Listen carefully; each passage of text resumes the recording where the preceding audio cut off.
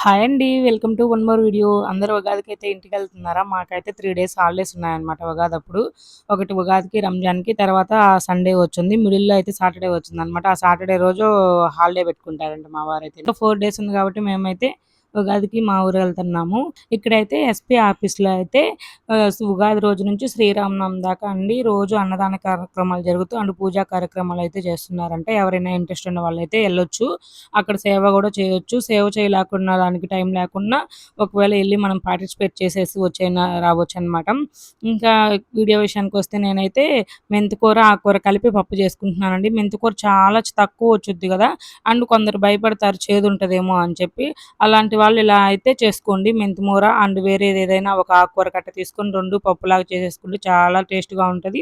And curry గూడా మనకి బాగా క్వాంటిటీ వచ్చుద్దనమాట. టేస్ట్ అయితే నెక్స్ట్ లెవెల్ ఉంటది. హోటల్‌లో లాగా చేసుకోవాలి అనుకుంటున్నారా మీరైతే? అంటే కర్రీ పాయింట్స్‌లలో అమ్ముతారు గదా పప్పుని. ఆ టేస్ట్ వచ్చేలా చేసుకోవాలంటే కొంచెం పుదీనా అయితే యాడ్ చేసుకుంటే ఆ టేస్ట్ అయితే వచ్చేస్తుంది. Please like and subscribe. By by.